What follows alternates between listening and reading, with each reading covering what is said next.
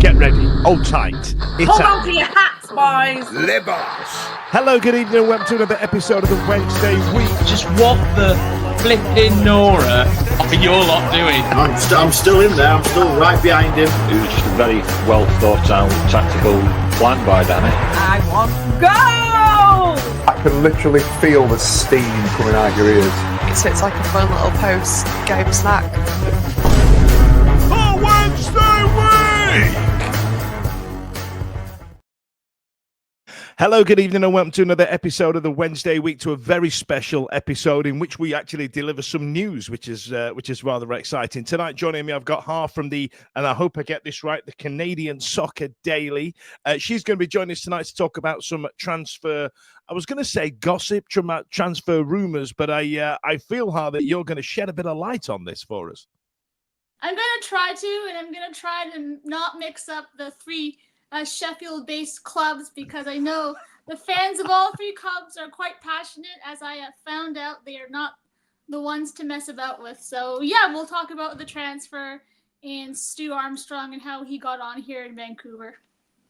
Okay, so let's delve into the mix-up to start with. I from what I gather, you were given some duff information. Is that correct? Yes. So I had a source that had said it's a done deal, Sheffield Wednesday, which is what the original story had, and it was correct as it turns out. Obviously, you got to check with the team and make sure it's correct, but they were asleep because the team is in Marbella, Spain. So they're in the middle of the night over there. You can't get a hold of anyone. So about 10:45 p.m. someone at the club contacts me. It's it's actually Sheffield United, Har. And so I'm in panic mode. And so thankfully my boss was awake, because he is out in Toronto, so it's going on 2 a.m. where he is. He's all groggy, and he switches it to United. So then you got United fans, you got Wednesday fans having a pop. And I'm sure it was all very measured. It was all very measured and very polite, going, "Excuse me, Har, I believe you may have made a mistake." I'm sure that's how it read, yeah? Very calm, yes, very rational. And so, I'm finally having my dinner, put the telly on, and then the reporters, the pundits, the fans of both clubs, they're waking up. It's morning time in the UK. And they're like, "Oh, this doesn't look right. This doesn't smell right." And so they've got sources at clubs, and so they're saying, "No, he's not going to United." And wow. I'm thinking, well, somebody is getting rubbish here. So I go back to the club at about 1:30 a.m. Vancouver time. Oh, yeah, it was Wednesday after all. So so initially you got it right, which is the most important thing. When something like that happens, you can go, "I was right." But obviously right now, ladies and gents, we're talking about the transfer of Stuart Armstrong from the Vancouver Whitecaps to Sheffield Wednesday.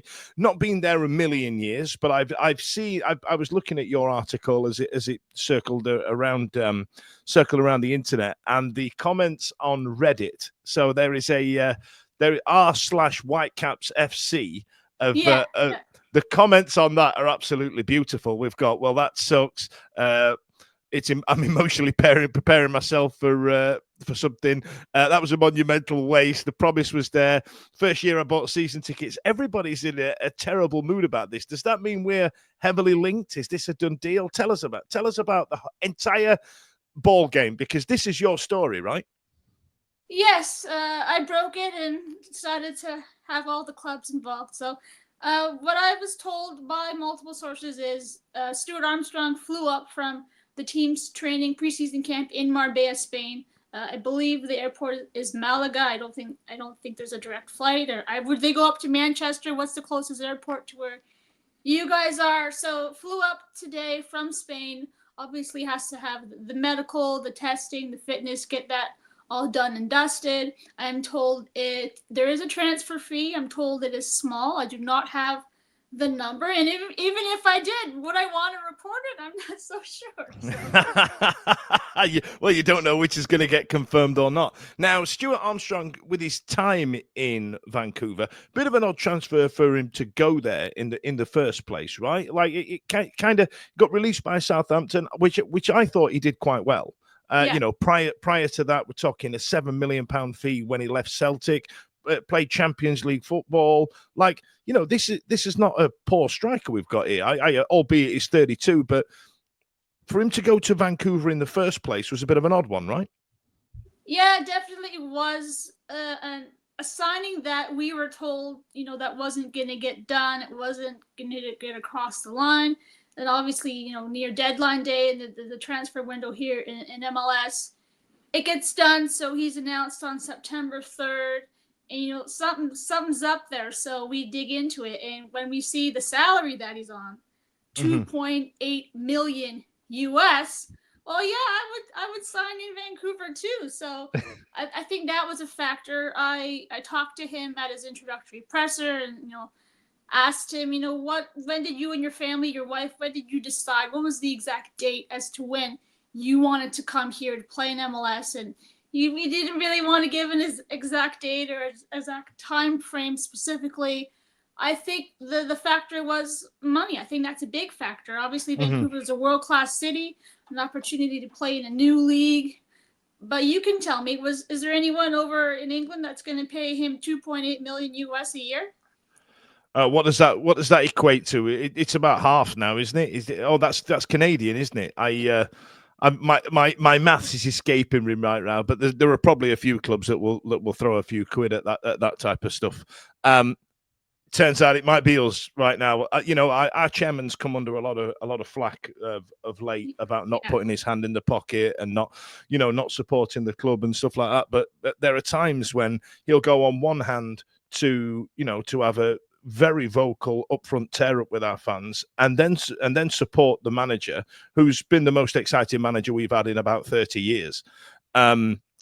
Support the manager financially, get a few players over the line. Obviously, it's a transfer window. We're going to miss out on a few players. That's what's going to happen. But this one seems to have got people excited. I mean, this is the first time I've ever done anything like this. I don't think I've ever broke any news before, what time is it now? It's 9:15 on Thursday evening. And by the time we finish recording, it might have been officially announced. But you're saying it's done, it's over, it's finished, it's happening? I expect it to be announced, obviously the deadline day is Monday, so maybe tomorrow, maybe Saturday, but I expect it to be, it's a formality. Obviously, you got to, dot the I's, cross the T's, get it over the line, pen to paper, and you know how the clubs are. Well, we can't officially confirm until all of this is done, so, he's not flying up there to have a custard cream and put Coronation Street on, he's got business. Yeah, he's got business to do. So let's talk about Armstrong as a striker. I tend to have watched more Scotland games than I like to admit. But he's very much part of the Scotland setup in terms of Steve Clark's squad. Played as recently as November in the most recent international break. I mean, what type of player are we looking at here? I think a lot of similar questions that you're going to have with Sheffield Wednesday is what Vancouverites and Vancouver fans had, because he joined, in the summertime, he had the time off between his former club and then he was on holidays in the south of France. So then fitness levels, people just think you can just throw a player into the lineup, but you got to get those fitness levels up, the legs. And so now Vancouver's in preseason. So their team, the players, they're all working to get their energy levels up, their fitness all right for the season at the end of February.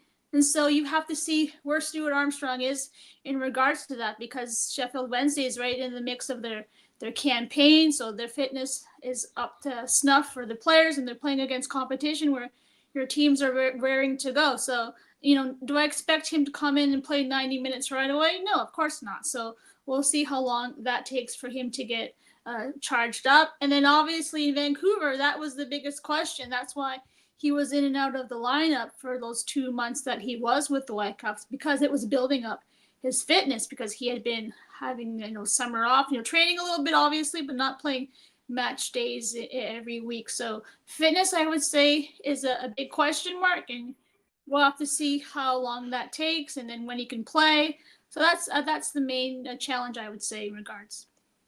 So the internet, in its wisdom, has Stuart listed as a midfielder.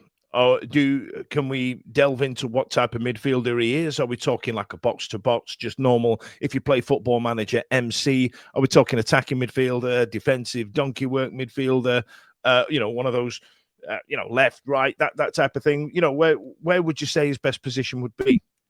I would say definitely an attacking midfielder, right behind the striker, linking up, whipping balls in. Obviously, him and Ryan Gauld go back to their days playing for Dundee United, so they know each other very well. And we saw that the chemistry in a few flashes when he was able to get on the pitch and play with Gauldy. So I think your fans are going to see someone who's very creative, who sees the pitch really well, who can provide great service, who can spot a teammate, make a run. And so I think he'll be integral to the attack, definitely linking up between the midfield and then the attacking option. So he's kind of that player you want that can kind of blend the spine of the team. So definitely a solid addition. But as I said, the fitness, you got to see how those legs are.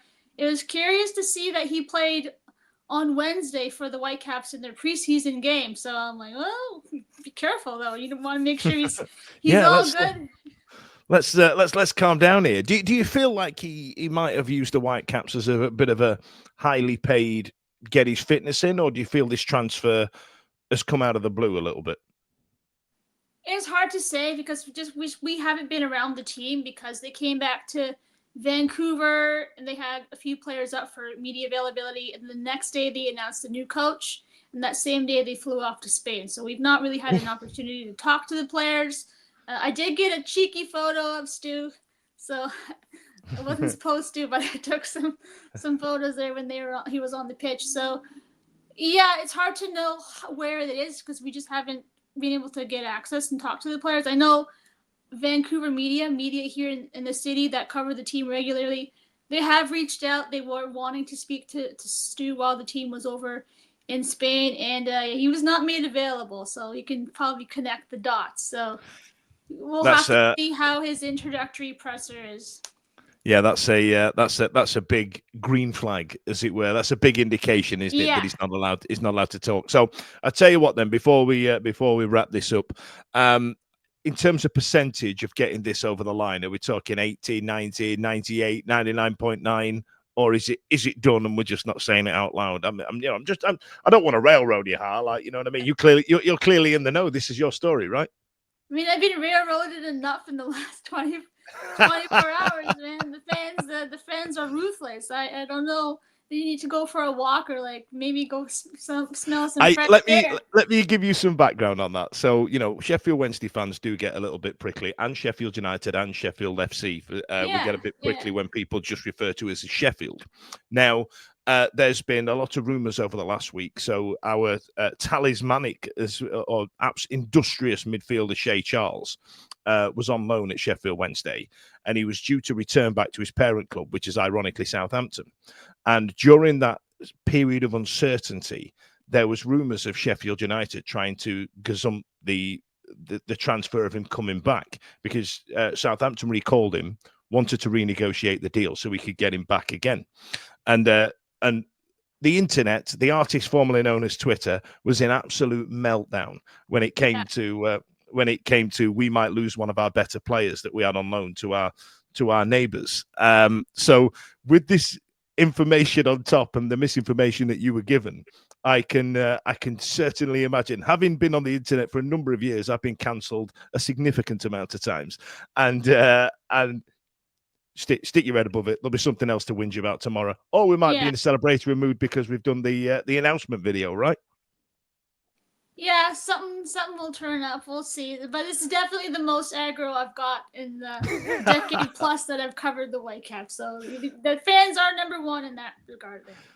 To be fair, I used to go out with what's referred to now as an exotic dancer, and she used to say to me, she used to say, if people who you don't know don't like you, that means you've been successful. So I try and remember that, all right, me getting advice from strippers 25 years ago, not exactly a code of conduct to live your life by, but, we all live and learn. It's been an absolute pleasure. Stay on the line, and thanks a lot for joining me this evening. Every week, live from 8 p.m, it's the Wednesday Week, bringing you football analysis. He came in, I think he scored a goal. Bringing you banter. Yeah. Bringing you responsible life hacks. Met you wonderful souls at 10 a.m. for some shots. The Wednesday Week. 1, 2, 3, 4 live. Available on all social medias. Obviously, this goes out on YouTube and as well as all the other social media out there for podcasts, etc. The Wednesday Week 24-25 season. Join us. Put on your podcast.